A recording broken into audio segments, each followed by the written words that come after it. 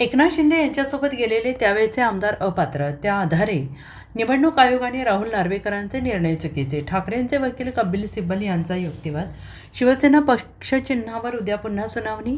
ज्यावेळी एकनाथ शिंदे हे फुटीर आमदारांसोबत सुरत गुवाहाटीला गेले त्यावेळेला ते भाजपच्या संपर्कात होते. एक महाशक्ती आपल्या पाठीशी असल्याचं शिंदेने उघडपणे सांगितलं.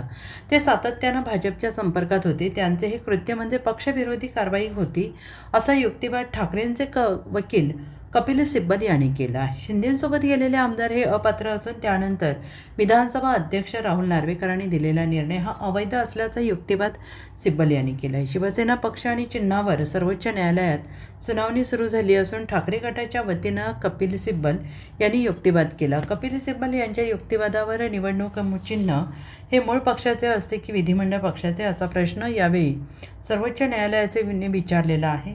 उद्धव ठाकरे शिवसेना प्रमुख असताना त्यांनी एकनाथ शिंदे यांचे नेता म्हणून निवड केली.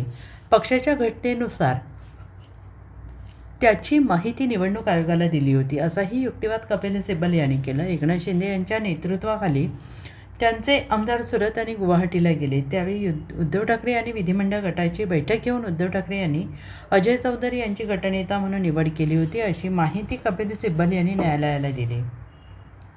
एकनाथ शिंदे यांनी बंड केल्यानंतर शिवसेना कोणाची चिन्ह कोणाचा याचा वाद सर्वोच्च न्यायालयात पोहोचला आणि त्याआधी निवडणूक आयोगाने पक्ष आणि चिन्ह हे एकनाथ शिंदे यांच्या गटाला दिल्यानंतर ठाकरे गटाने त्याला न्यायालयात आव्हान दिलं आणि त्यावरील सुनावणी आता अंतिम टप्प्यात आलेली आहे. 10व्या अनुसूची म्हणजे पक्षांतर बंदी कायद्यानुसार एकनाथ शिंदे यांच्यासोबत गेलेले सगळे आमदार आपोआप अपात्र ठरतात. तसे झाले नाही तर 10व्या अनुसूचीचा उपयोग काय असा युक्तिवाद कपिल सिब्बल यांनी केला आहे.